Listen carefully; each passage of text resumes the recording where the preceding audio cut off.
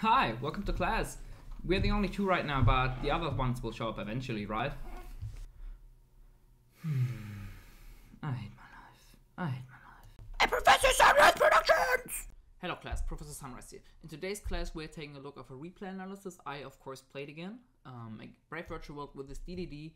I really wanted to showcase DDD on this channel. I haven't played against that deck in a long time, but I'm a huge fan of it. I really like it aesthetically and gameplay wise. It's a cool deck. Also it's like a very weird interaction in the opponent's turn. Its disruption is like very unique with the attach of the big XZ guy having stuff in the back row, having hard negates with the Wave King Caesar and the XZs, not the XZs, the Synchro. So it's a really cool deck. I hope you guys will enjoy this replay analysis. This was a pretty interesting game. It was like very high power on my part, no breaks whatsoever. You know it, the clean 40 card list. Anyways, before we go into the replay, don't forget to like and subscribe, leave some feedback down in the comment section below, and most importantly, if you have cool replays you want me to analyze and take a look at, send them to my email. The link is down in the description below, so let's get right into the replay. So here we are on the replay. We have me, Professor Sunreis himself with 920 rating against Carrington with 854 rating, and I'm gonna show you my beautiful face now. Look at it. I mean, you could see it before. Anyways, okay. So, rock, paper, scissors, I win that, we hit him with the scissors, hit that paper, you know how it is. So of course we decide to go first. We're gonna go for the fast forward route, I guess. Opening hands are Lily, Ride, Called by the Grave, Kowloon, and Lulu, so that's an insane hand. The opponent is on DDDs, Dark Contract, Go, DDD, Divine Zero King, Rage. I don't even know what this card does. Is it a pendulum effect? If you take it down, you can do it. Okay, so you probably don't do that, right? Maybe it's because it's a 0? You go for it because it's a 0? But Griffin is the low scale, right? Maybe the monster effect. When this card declares an attack and your opponent is less, you can make this card gain. Okay, it can do some quite nice damage. You contribute one other monster, play one of these effects. It can attack directly. Your opponent cannot activate cards or effects in the spell. Okay, so this is actually not that bad. I don't know how you can get this consistently on the field though, but the effect is pretty strong. So they have this card, Griffin, Lamia, and Swirl Swarm, so that's pretty good. They have a starter, they have an extender, and like 2 more extenders, I guess. So that's a pretty good hand. So let's get right into the gameplay.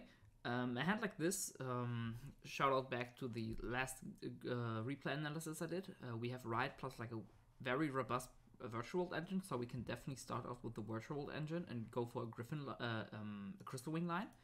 And we decide to do that here. We activate Kowloon, summon Chucha, activate Chucha, Lulu on the Chucha. Of course, no hand traps on his part, so we will get to resolve everything we want. We will add a GG, send a Qinglong, and then summon the Lulu. Now we want to use the Lily on the Lulu, so we can send a Chucha to the grave, so we can actually go for the Crystal Ring line. Now we thought, okay, what will happen next? If we use GG now, we can go for a Coral Dragon line, because I was thinking, okay, I really want to use the Qinglong to get the Laulau, right? So we actually don't go for a Chucha route here because we are lacking a discard currently, and if we go for a Crystal Wing line next, we are still lacking the 1 discard we need for the Qinglong. So I decided, because I can't really use the GG this time, because if I don't use it now, I probably won't have any time left to do it anyways, because these go into Crystal Wing. Ride will give itself the whole combo, right? So we get the Griffin that way. And the last thing we want to do is a Shen Shen with the Laulau, which we can search off the Qinglong. So there was no reason for me to keep the GG here. It does play into a hand trap, but overall it doesn't really matter too much. We can get nipped on that, but it doesn't really matter, right? So we go for the GG on the Lulu. Synchro these into a Coral Dragon. That way we will get a draw, which I valued higher in this case, just because we have a Called by the Grave as well. So even if we get nipped, we can still basically full combo after that. So go for Tzolk'in. Coral Dragon will give us a draw, giving us a Laulau. That's like an insane top deck, so we already have all names without even using Qinglong. So that's pretty cool. Basically making us so that we don't need to discard for something, which is like good if your hand is like Ride, Called by the Grave after that. So we activate the Tzolk'in. because we set the right, of course, summoning the Crystal Wing. Here, what we should have done is, after we activate the right and get the Adventure out of the deck, of course, here we summon the Lao Lao. At this point, before we did that, we should have used Qinglong, just because after that we can Chucha, and that way we can use Chucha on our own turn to drop a potential Imperm, or dodge a potential Imperm, because anything there's nothing, a combination of hand trap which could hurt us here apart from Nip plus Gamma or Imperm, just because we have the Caught by the Grave to hit everything else, and Imperm and Gamma are the only things. Nip Gamma we can't do anything about. Nip Imperm we could theoretically use the Chucha play, but we forget to use the Qinglong for that, and as we have no value in the Qinglong anyways, we might as well use it. I almost sneezed there, I'm gonna cut that out. So we had no value of the Qinglong anyway, so we should have definitely banished it here to just send anything. It doesn't really matter at all. Not even sending a Nian here, because we can send that with a Lao Lao as well. So here we used Lao Lao on the Chucha, sending a Nian, and then summoning Gigi, summon Nian. On the resolve we will activate the Adventure. Searching Draco back, I guess we should have done that on the Charge Warrior summon, just so we can chain block it. Then again, he wants to probably ogre the Adventure as well, so it doesn't really matter. We link Synchro Nian and Gigi into Charge Warrior because we want to use Chucha on the Lao Lao, and that way we get the whole board set up going. +1 defense, of course, which is like the dream scenario we want to end on.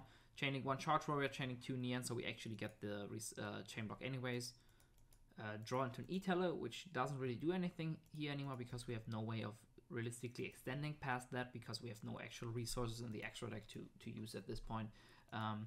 Fateful, search Griffin, of course, dump Draco back, effect Draco back, re-equip itself, summon Griffin.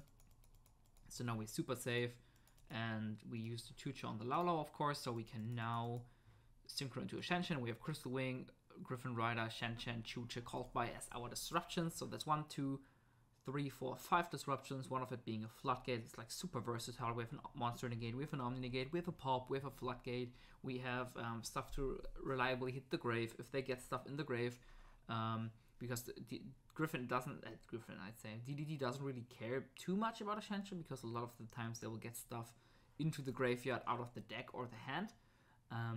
But Shen definitely does have its applications, especially hitting the extra deck, so they cannot really Pendle Summon, which is like pretty good. So in end phase here we will, before we go on end phase, of course, we activate the Qinglong just because we need it. I thought about keeping the Virtual World name here in hand, but I really wanted to bluff like a card, like a hand trap or something. So we decided to just hit it into the graveyard, mainly just because I'm thinking an E-Teller is basically just as good as a name in hand, as we can always get one name with the Qinglong next turn. So I'm thinking in my head an E-Teller is just slightly better name, just because it's more versatile, as it actually gets a name on the field without using the normal summon. So in theory we can E-Teller, then search for a Lulu. If the Lulu gets ashed, we can normal it, and then we can go for some ranked 3 plays. So that's the end board. End phase, we will get back the Lulu. So we're looking pretty good. His or their hand is actually pretty strong as well, so we are going to see if they can crack the board. They draw Talents, which is like basically the best draw you could hope for here, I guess. Maybe like a Dark Ruler or something. So the opponent is going to start out with a DD Dark Contract. We decide not to hit that, just because it's like way too early to reliably hit something here. Well, of course, they do have value with it on the field, namely of a Lamia, and I think the new XZ guy. We do have a Shen for that to basically make it so that Lamia cannot use this as a resource. So I'm thinking, okay, they can't really use the body reliably, might as well keep the Chucha on the field. Not the Chucha, keep the Chucha Negate alive to us. So they search a Copernicus. They do normal the Copernicus. We also decide to let this go through, even though, of course, a card like Griffin is an extender which needs a body on the field, but it's way too early to do that right now, and they could have had so many extenders to play through that. Might as well keep the negates for the most crucial and most key parts of the combo, namely the Link 2 summon. So they decide to use the Griffin summon. So they got 2 bodies already. They have a Vice Typhoon in the grave, which we need to watch out for, but we do have Called by the Grave to hit that. That's also why I thought I don't want to hit the Copernicus, of course, because we do have the Called by the Grave, so anything they sent with the Copernicus, we can just get rid of with the Called by the Grave. So that's a pretty good safe option for me, I thought. The opponent is going to link them away. They, of course, get banished. I remind them of that. No big hassle. It happens all the time. They do summon a Gilgamesh. They're going to activate Gilgamesh, and after quick thinking, I'm just, okay, I gotta Crystal Wing that. That's just way too many resources the opponent gets. By not Crystal Winging that, just giving them complete scale setup, they just +2 hard of it. Of course, they do get to resummon something from the extra deck here, but if you think about it, if you just imperm this or Veiler this, they also have a body, and what are they going to summon? They're going to summon the XD thing, so in the end, they basically have the same amount of resources available to them. So it doesn't really matter that we Crystal Wing destroy here. So they're going to activate the Gilgamesh. They are going to summon the XZs, which is not a real problem because we still have the Chuche for that, so they can't counter something.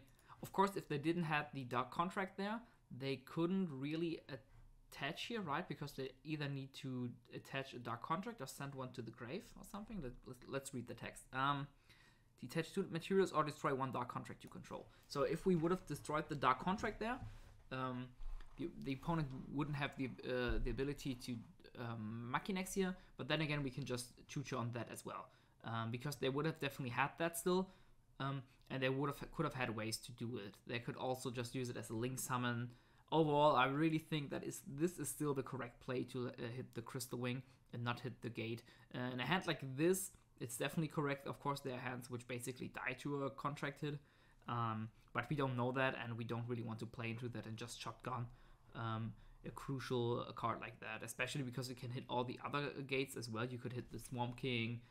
There's just way too much stuff to hit, and especially the Dios Machinex, because they have such an easy time to get it out, and then they can start to 2-for-1 you basically, turn off other negates, and then just using the Chuche, in my opinion, is the correct play.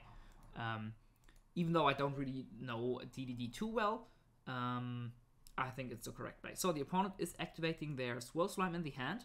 After a quick think, I decided to Griffin negate this just because I wanted to bait them the Swirl Slime into the grave, just so that we could call by on that. They are deciding to chain the Dios Machinex, of course. We Chuche that, getting rid of the Machinex body in the meantime, and Swirl Slime goes into the graveyard.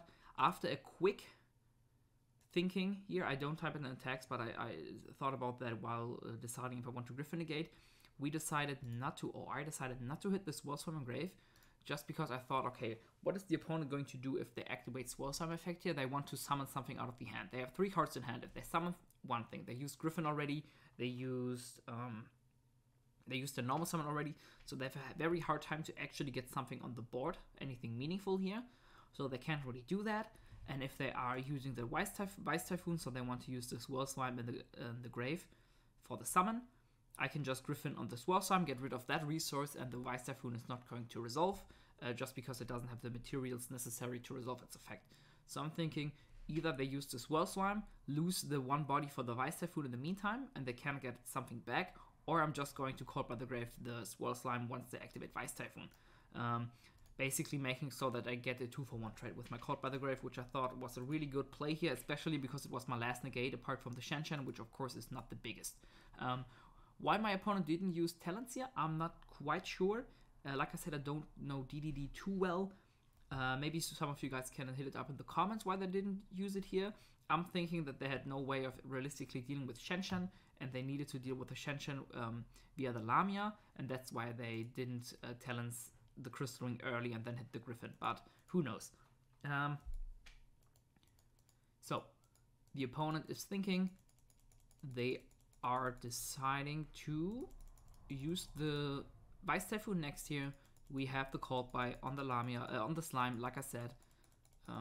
Basically going 2-for-1, Called by the Grave gets banished, Slime gets banished, Vice Typhoon doesn't resolve, the opponent is stuck on 3 cards in hand. This doesn't do anything, right? Like I said, yeah, this doesn't do anything. They only have a Lamia plus a Talents left. Big thing here, they are taking the... Wait, could he even do that? This does lock you into something, right?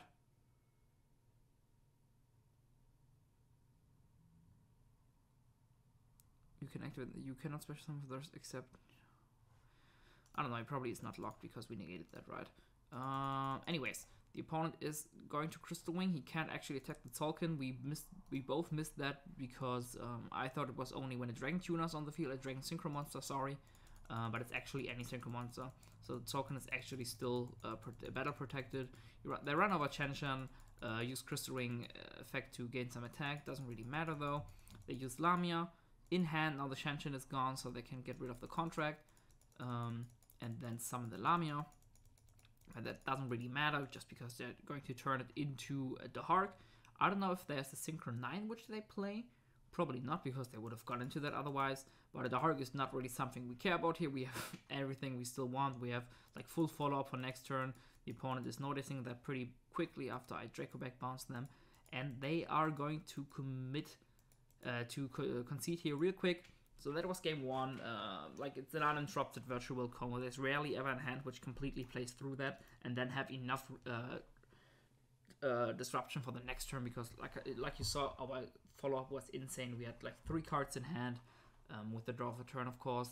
We had an Adventure on field, we have a Chucha on field, which you need to get rid of. You have a Shenshan engrave, Klingon engrave, like everything you want.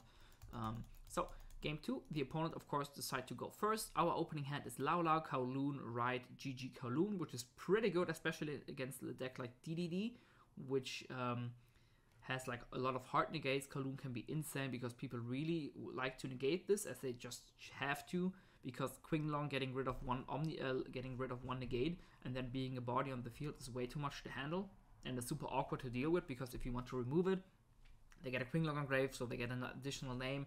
It's really hard. So it's most of the time, if you have a way to negate Kowloon, the virtual player is going second, and you have a way to negate Kowloon, you should definitely do it. Ash is definitely the best thing, because they can't abuse multiples then. But overall, there's like an insane card going second. The opponent is on Dark Contract with the Swamp King and starter in Copernicus. Dark Contract of the Patent's License. I don't think that's a good draw. I think you want to add this. I'm not 100% sure though. Dark Contract with the Arrows. I don't know why this card is in this deck. We're not using traps a lot, apart from Chucha, so this like seems really conditional and not really that good. And one Oblivion King Abyss Ragnarok, which is like a decent extender, I guess, drawn with the Copernicus. So the opponent is deciding to start with the Copernicus. That's basically the only play. Sending the Swirl Slime, using Swirl Slime to get the Ragnarok out of the hand. Ragnarok sadly cannot summon something out of the grave here, but that's fine. They have everything they want in the Gilgamesh. Can I get that off? Thank you. Gilgamesh, of course, will resolve, which is like huge for the PDD player, of course. Setting up Scaled with Griffin and 7 Thomas. Using the Pendle Summon here to get back the Copernicus, activating Patent License. I don't know why you do it here. It doesn't matter. Probably not, right?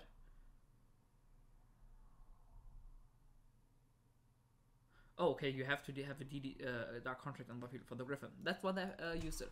Like I said, and you probably noticed, I'm not too well versed with DDD. I started to get into them once they were like hyped by Pack and people like that. But now that people are really off the hype, because the deck just dies to hand traps too much right now. I haven't played against it in a while, so everything I did pick up, I basically lost. Griffin will add itself, destroy itself here, and give like a boost or something, and then Thomas will add the Griffin back. So basically use Gilgamesh to get 1 free body on the field here with the Pendle Summon, and then get the Griffin back to get another free body, which is like pretty good. If you think about it, Gilgamesh giving you 2 more bodies to extend with is like insane. So the opponent is going to summon the Griffin. On resolve, we have nothing. He would be a good time to nip, I think. But we, of course, don't have that. They exist into Wave King Caesar. This is not the big one. They just use this to overlay into Marksman King Tell. Tell does some burn damage or something. I don't know. Probably the only relevant thing this does on the field, because they are going to link those 2 off. They're doing a cheeky trick here to save some time. Excuse me, I don't know what's wrong with me here. To link them off to trigger the Markman self effect engrave, which can mill, I think, a card to the graveyard. They are milling the Necro Slime, so that's, I think, Angry Slime and Happy Slime, if I remember that correctly. So Angry Slime, engrave, banish itself, and the 1 link to go for a Flame King Genghis. Now they just need to get one more body on the field to trigger the Genghis, and they are set. So they are going to overlay the Deus Machinax on the Link, triggering the Genghis to summon... what are they going to summon here? Probably a Marksman Tell, right? Yes, Marksman Tell. They are going to activate Dark Contract with the Swamp King.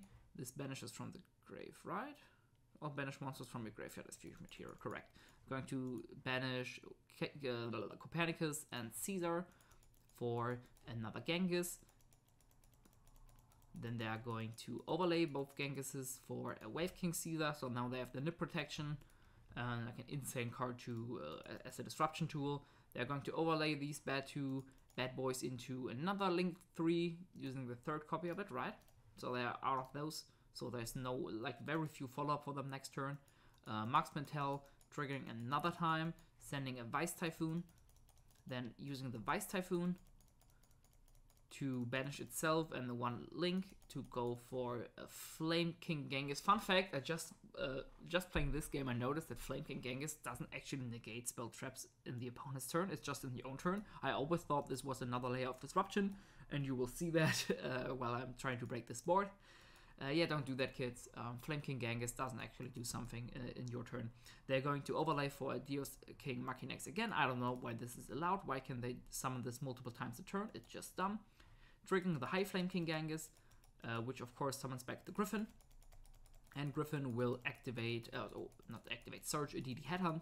So the opponent is ending on a High Wave King Caesar, a Deus Machinax, and a DD Headhunt, which is pretty strong board. And they also have the Dark Contract with the arrows. I don't even know, like I said, why they have this, but this, like, I guess an extra form of disruption. Draw for turn is a droplet, which is of course pretty insane.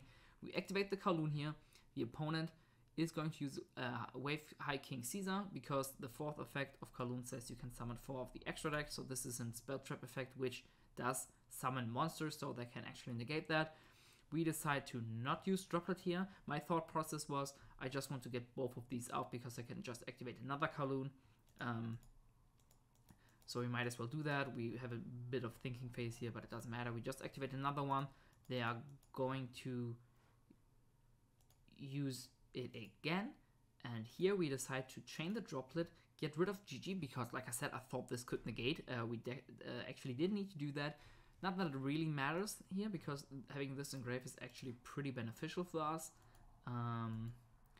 But yeah, we negate both of these. Both of these because we think we have to. As we of course can always get a Kowloon. Qinglong with the Kowloon to negate the third thing, but we only have to play through DD Headhunt now with Ride and Lala, which is like pretty good. We activate the Ride here. I don't know why I did the Ride first. Doesn't really matter, right? Get it right because of Ride. Of course, we still get a token with it. I don't know why I didn't summon it here. Qinglong on the Deus Machinax X, or whatever called. Negating that, so we now only have the DD Headhunt left, and with the Brave Engine, we have a pretty good tool to force that out. We activate Laulau on the Qinglong, sending Nian, so that's pretty cool. That GG is already engraved, because then we have this whole line available to us. Laulau summon itself, summon GG. We probably should have chain blocked Nian here, but it doesn't really matter too much, because we already have Tuner Axis on the field.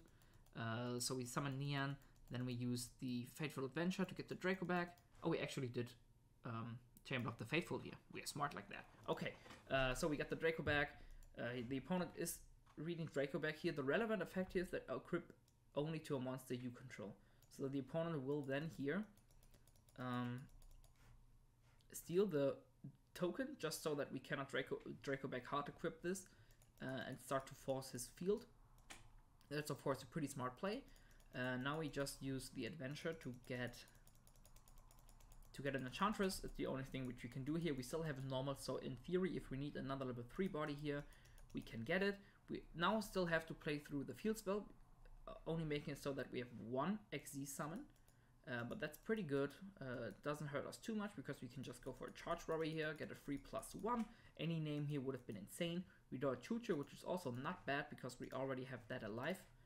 With both of these, we thought about using the Nian here, but overall, not feeling any ogres anymore, so it doesn't really happen too much. We don't want to hard draw a Kowloon off the chart warrior, and we could always draw a Chucha, and then we wouldn't be able to get the Chucha alive consistently. So overall, I think it's correct play not to recycle the Kowloon there.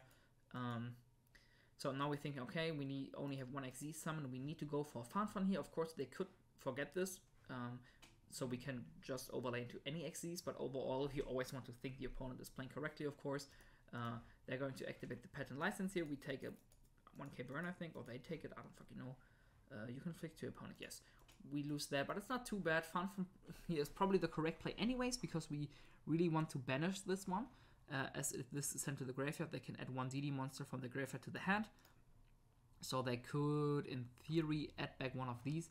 Doesn't matter too much yet, but because we are trying to Zeus wipe their field, we definitely need to banish that. So we banish this, and we banish the Tell in grave. I don't know if they can still abuse the Tell in a grind game like that. They probably can't, but like the rest doesn't really do anything anyways, so we might as well hit that at this point. And then we are going to overlay for a Thunder Charger just to get some burn damage in, or like some piercing damage. Overlay for Zeus. Zeus wipe the field. They are going to chain the Dark Contract with arrows. It doesn't really do anything because it's only until the end phase, or as long as this card is on the field, I guess. Wipe the whole board. The Wave King Caesar does trigger, adding a Dark Contract to the hand. At this point though, having the Chucha available to us makes it so that this card doesn't really do anything, and then they are reliant on the top deck being a starter, and they have like very few ways to actually play the game here because they have no link monsters anymore. So I'm feeling pretty good at this point. Just activating Qinglong for now to set up the next turn, pitching Enchantress, so we have that in grave, and a Lulu.